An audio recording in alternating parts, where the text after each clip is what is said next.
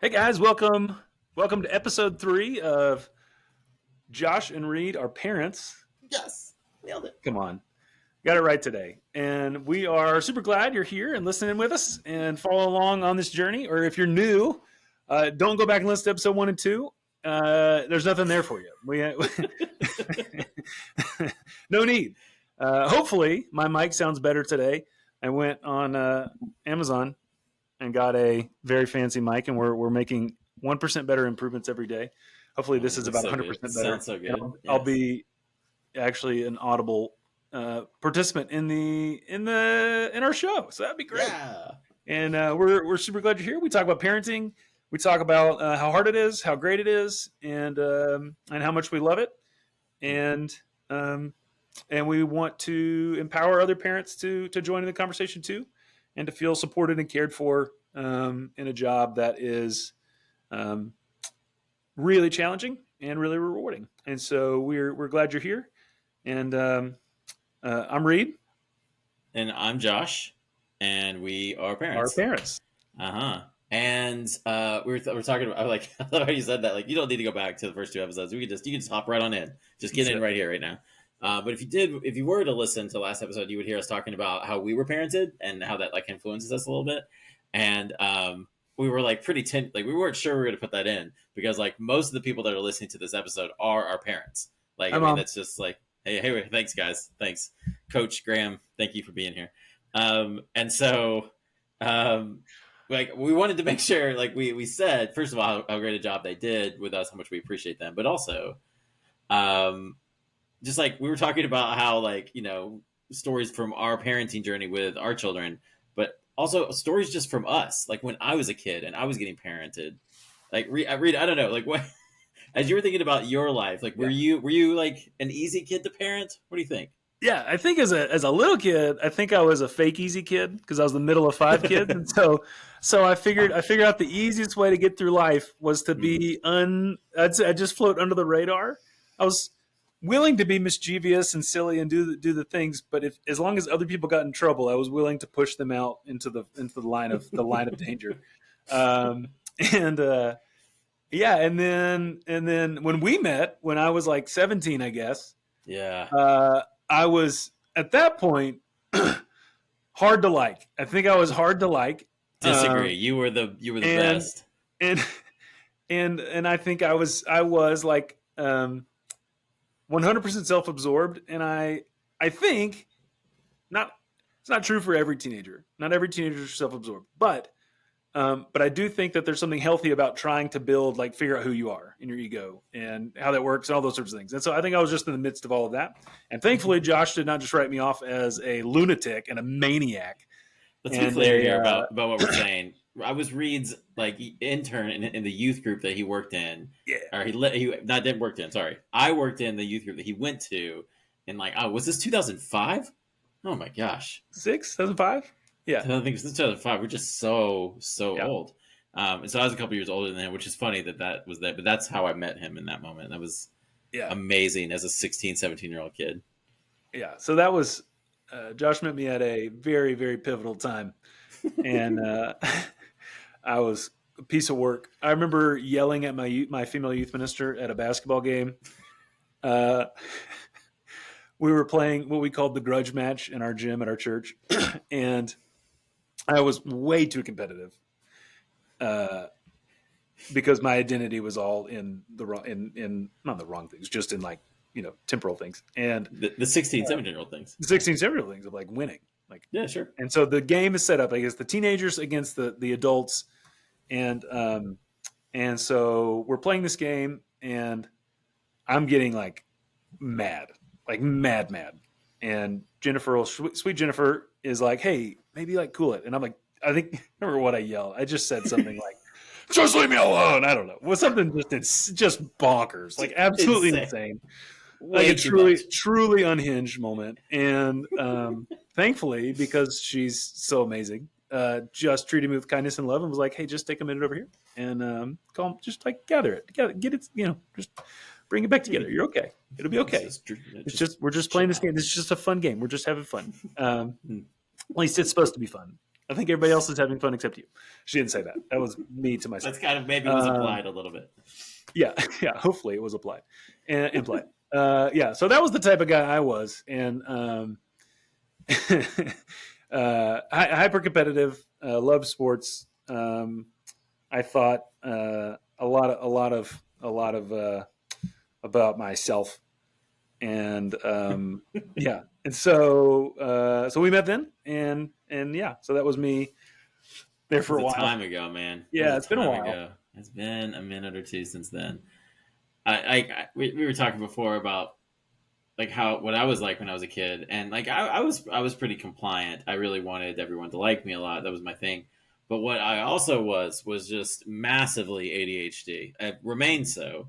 This is like the place where I work with a lot of families with kids with ADHD now, and I do workshops and that kind of stuff. So it's really fun. But when I was a kid, I was just so overwhelmed by every task I had to complete that I didn't do many of them, honestly. Or I Mm. would do half of them and stuff like that. And so like fifth grade, I'm already like it's not intelligent stuff. I mean, like maybe it is, I don't know, but it was mostly like, Josh, where's your folder?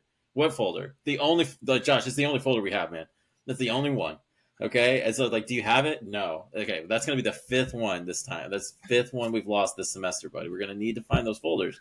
I think between fifth and sixth grade, I lost three different backpacks, all of them with textbooks in them. Right, like we still had textbooks. I don't know if you children are listening right now. There's textbooks available to carry around, and I lost three of three.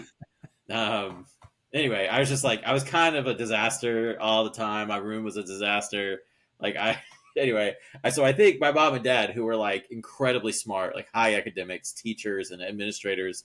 My dad has like files from like 1974 that have been color coded the entire time, still in his like office today. And so like they were like looking at me like, what is wrong with you, man? Are you all right? What's your deal? So I think there was a little bit of just like concern, and like I felt pretty all the time like I was kind of screwed up a bit. Um, so anyway, that's what I was like when I was a Mm. when I was a kid, and it was probably at times pretty difficult to parent. And it's interesting because I think Reid, I see a lot of those like kind of like patterns repeating with my kids. So that's funny.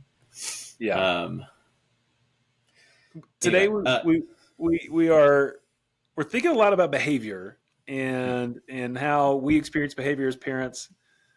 Um, Thinking a lot about specifically before we jump in and talk about our experiences with behavior and parenting our own kids and such. But um, Josh said something a couple weeks ago when we were talking, and it's just stuck with me. Of like, often high achieving kids or high achieving teenagers are um, kind of sent out on their own to say like, oh, they must be fine.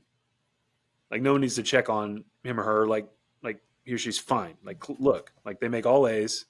right. They're in the play. They're the star of the play. They're whatever. Like they check the list. Look how good they're doing, and that must be a result of great parenting, or that must be a result of all whatever.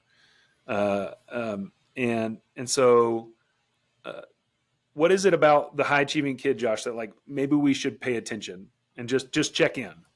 Yeah. So what like the contrast is like you can always like what people bring kids into counseling is not that kid, right? Yeah, They bring the kid that's like failing everything and or like is experimenting with drugs or is in some sort of moment where they're really struggling, whatever yeah, it is. yeah. And so, but the kid that is, working their tail off and like has like four AP classes and like their grades are really, really important to them and they're doing everything they can and they try really hard not to get in trouble and all of those things, which Mm, seems like, well, they're doing great. Often, like, those are the ones that also need some pretty serious help because the signs aren't there for them obviously to be like in kind of concern and they don't know how to say it, they don't know how to verbalize it, and what they're trying to do is produce something that like people can see that they're doing well. Like particularly this is like one indicator that we tell parents to like kind of be aware of is that if there's zero resistance, like never any resistance to what you are parenting, when you find like between like a 10 to an 18-year-old, like if there's never any resistance inside of that, there's something wrong, right? So to be clear about that, what we mean is like resistance and non-compliance is like a literal part of development in kids, right? It's like part of their development. They have to learn how to like, I don't want this thing that you're telling me what to do and how to manage that, Mm. right? And if you never see that, then something's up, and we got to be aware. And like most parents would be like, we must be killing it. It's just like maybe we need to like figure out what's actually happening with them. So I think Yeah. that's what the conversation you were talking about. Yeah. Yeah, for sure. And like specifically, like, because as a parent, I would feel like that. Like, oh, I must be crushing it. Sure. Yeah. Best dad. I would give myself like a plaque. Best dad of the year. It would say, would put up Hanging on my here. wall. Yeah.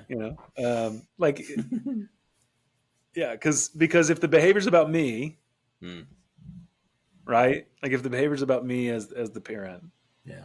that might be a sign of maybe some internal work that I might need to do.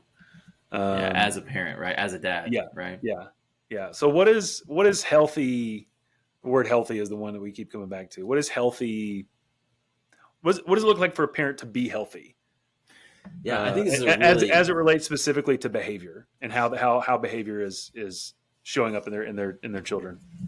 I think it's a really tough question. And I think it's Yeah, hard to define, and I think it's vital. Like I think that's yeah, why it's like so like difficult, because I think that, and I think research bears this out, that parents that are intentional about not giving their anxiety and their fears mm, and insecurities and frustrations to their kids and not working through those things with their kids have a better shot of like being connected and developing their kids in ways that they're needed, than if they don't, right? So like mm, another way of kind of approaching that is if I do the work in myself of working through my insecurities and my fears and my frustrations and my desires and my sins. Like if I can do that work within me mm, without my kid, then I have a shot to help them what they need and how to nurture them.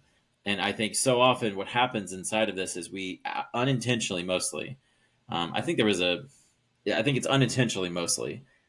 We do this thing where their behavior is about us, right? And so we say, I will not, like, I feel hurt and upset when you disrespect me. Every time that you misbehave at school, it's like you're mm, insulting me.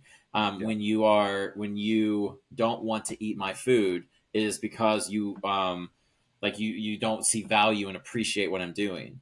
And it's mm, always like if we get into that mode where that the behavior of our kid is about us, man, what we really really struggle to do is be intentional and helpful about what that kid actually needs and how to develop them, and yeah. we just react out of anger and frustration. Does that resonate? Does that seem Mm. true?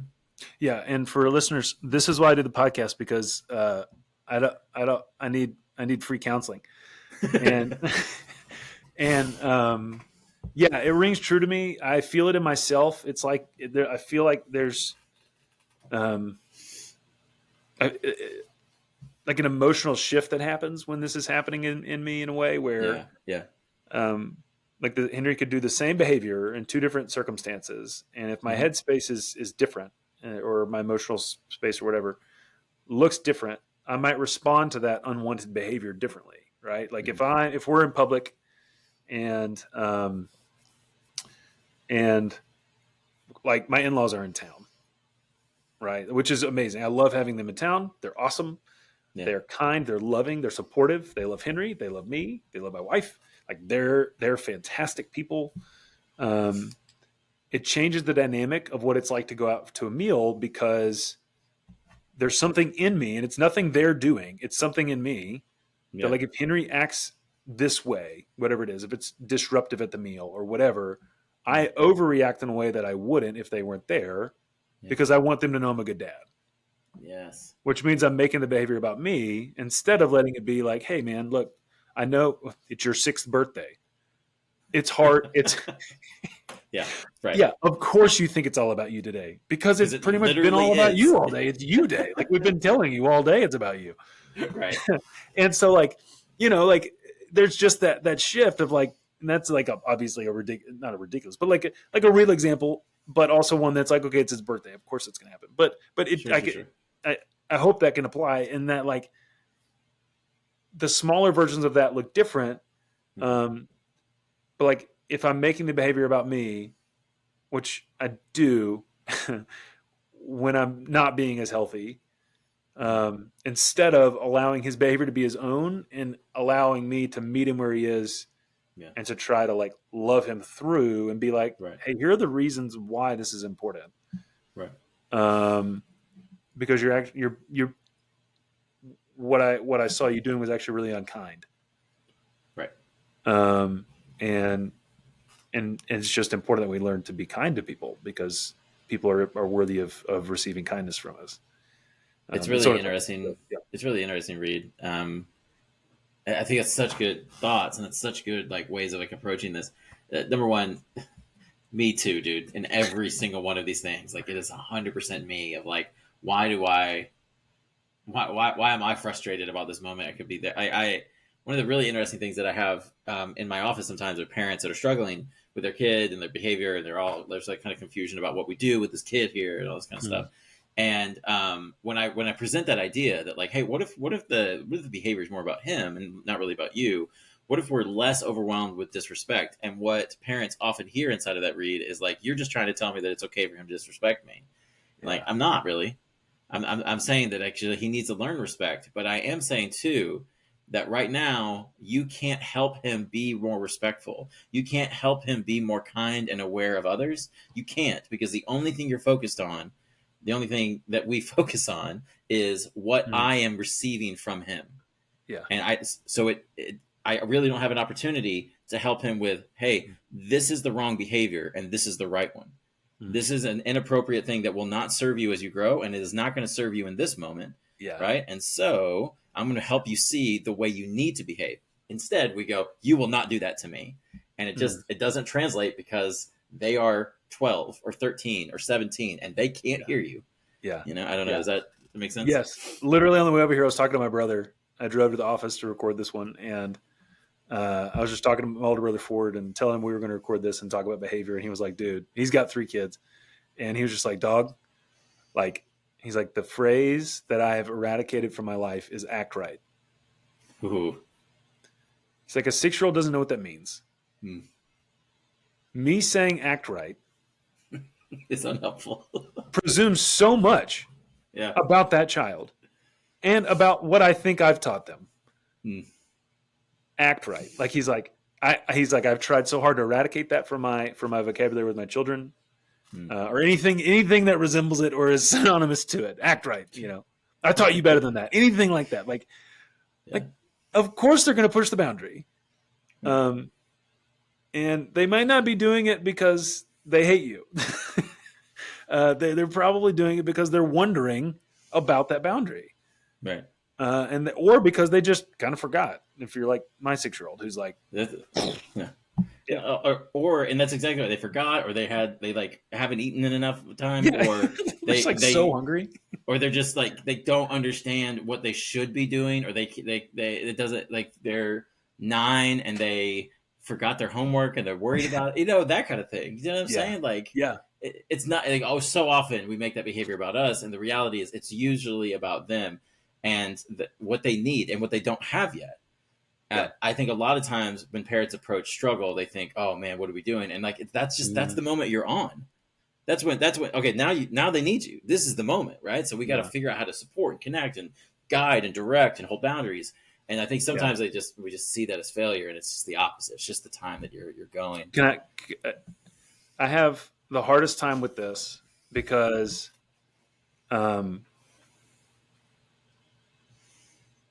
because I often find myself, and my child's only 6, so I can Sure. only imagine in a decade when he's 16 or 17. Yeah. What questions to ask Hmm. and how to frame that conversation with him so that he knows I'm not, um, I don't know. Uh, the goal is not to get him to like come under my thumb so I can Yeah. get him to like act this like this is it. This is the only thing Yeah. you can be, right? Like Sure. instead, I'm wanting him to learn through whatever the thing is, Hmm. imaginary thing in a decade when Henry's 16.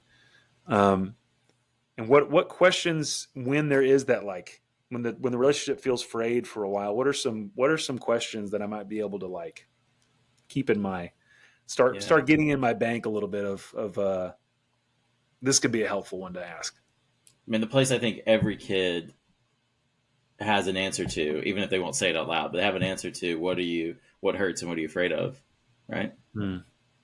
Every single one of them. And because that's the deal with growing up. That's what we mean by developmental stages, is that like becoming alive in this world is Mm. overwhelming. And even in best case scenarios where you're deeply loved and cared for and provided for, like just handling life and the stimulation and like this place is not always safe, man. And like kids know that. Like we're Yeah. aware.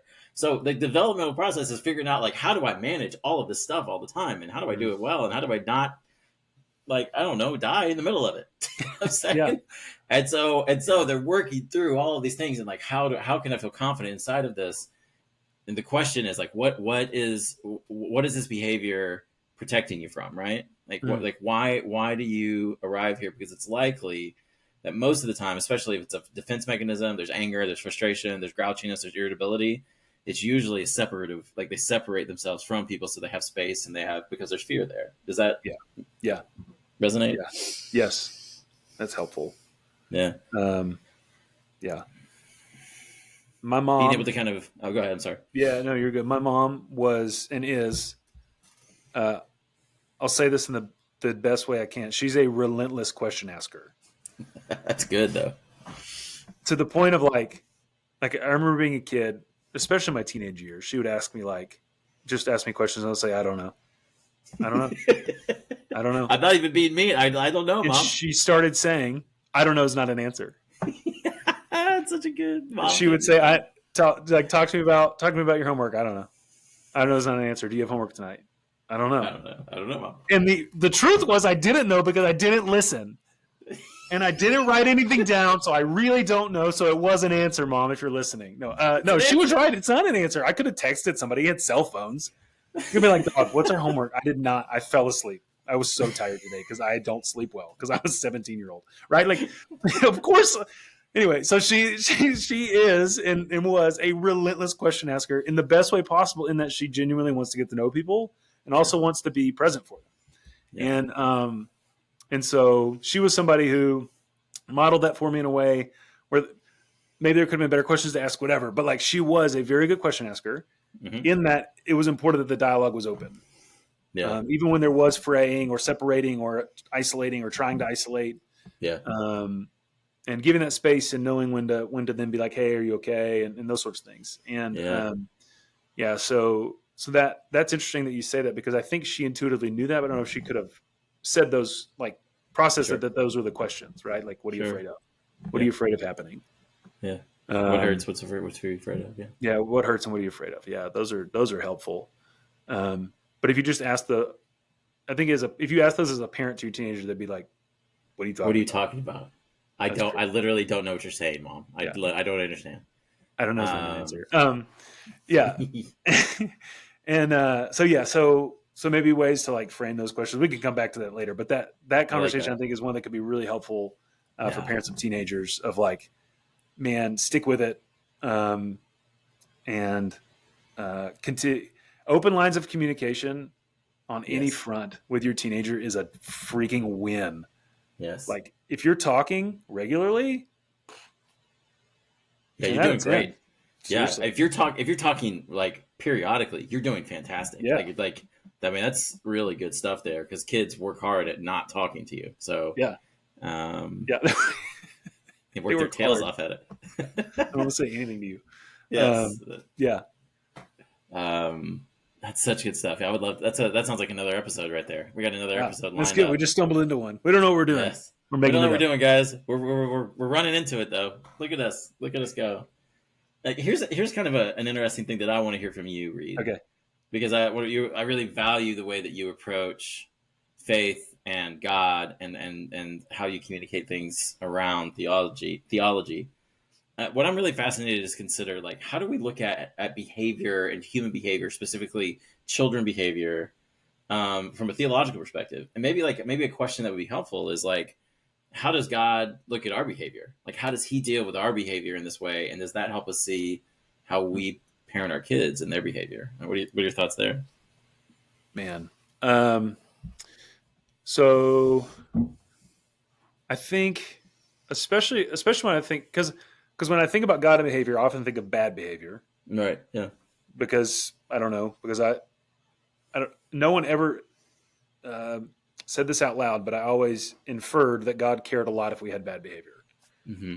and that God was going to be very mad, Mm. and I might end up in the place I want to go to if my behavior is bad, right? That sort of Right. stuff.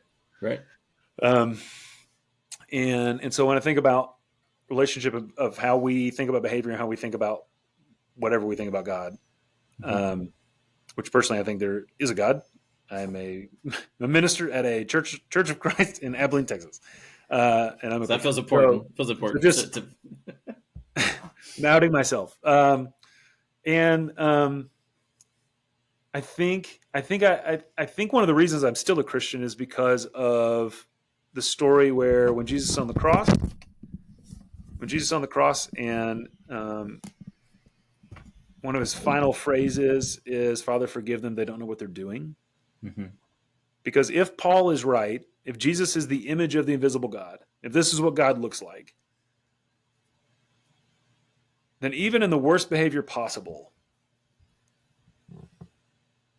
God looks God looks upon um, his created beings with love and forgiveness, not with contempt and like hatred or something. Yeah. Yeah. And so I think about that when I think about especially like my bad behavior, or even collectively our collective bad behavior, or those sorts of things. Right. And so I think that story comes to mind immediately. Um, and then I also think a lot about the Apostle Paul's obsession with the word gentleness. Mm-hmm. I think it's pretty wild that he talks so much about being gentle with one another in community, um, because we're gonna behave badly toward each other sometimes. Mm-hmm. We're gonna hurt each other. We're Mm-hmm. gonna make mistakes. We're gonna break a relationship. That's enough redundant statements. I'm gonna move off that now. I liked it though. It was good. Um, but but he he writes it. It says like, "Let your gentleness be evident to everybody." And I I never knew what to do with that phrase, because as somebody growing up and becoming a man, it's like, well, that's not something men do, Mm-hmm. because gentleness is weakness. And what Jesus does on the cross, where he forgives, is also weakness, because it's gentleness.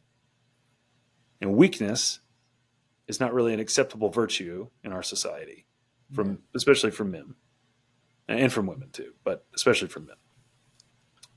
At least in my experience of being a man. And so I think a lot about the kindness of God, the gentleness of God, and the invitation into a life that tries to replicate that gentleness and that kindness in the world, Yeah. where it feels harsh and judgmental Yeah. and and um, yeah, just difficult. It's really hard. Yeah. It's such good. It's such good framing, man. Like honestly, like if your view of your kid was just simply that phrase, Mm. "Father, forgive them; they don't know what they're doing." It's a Mm. super helpful frame, right? Because he doesn't. Because they literally don't know what they're doing. They don't know because Yeah, they're 8 or 10 or 15, and they have yeah, just hormones just raging through them, and they do not know what they are doing.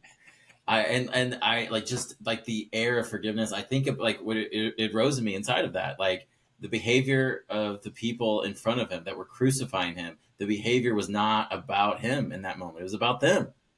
Like mm, Jesus was aware in that moment that said, "This behavior is not about me; it's about them," which is wow, like, man, yeah, how can you be that in that moment? I don't know, but and then yeah, like gentleness and Reid. When I talk to fathers, they're afraid of it. They're afraid of gentleness, right? And mm, they come at it with like, well, I'm not going to let my boy be soft. And so like, sure, right? But because it's not, some of that is just very obviously like frail bravado. It's not real.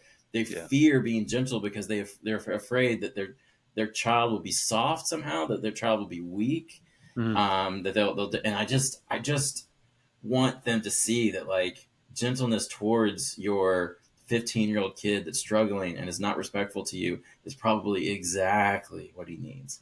And we don't mean, what I don't mean is release of responsibility or like just giving him what he wants, but gentleness, oh my goodness, it will change his life, you know? Yeah.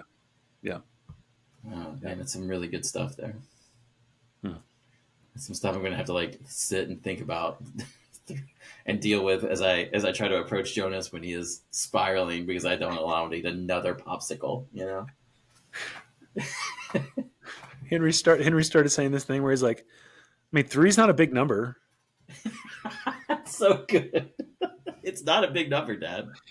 I mean, what? Or like getting out of the bathtub, like, all right, bud, 3 minutes left. I don't know. Three's not very many. Right.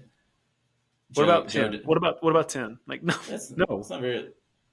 Joe does this thing right now where he just says like, Dad, I just want one more. It's just one. And like obviously one is not like just like we just have to stop eating popsicles. It's 9:30 at night. We have to be done. We have to be done. But just one more. And then I have to find gentle Father forgive him because he doesn't know what he's saying. I don't know. Let's see if I can rein that in. Yeah.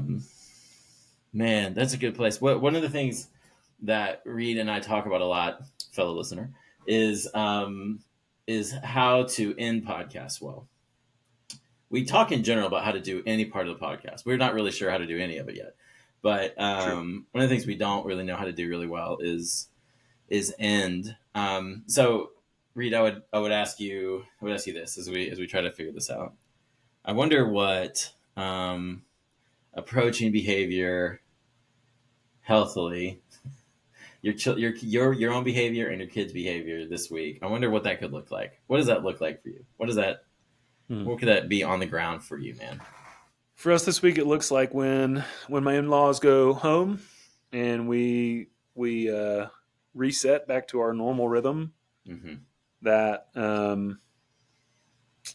that I am that my response to Henry's behaviors is not about me, and I allow him the space to like be who he is and still be fully present for him and with him and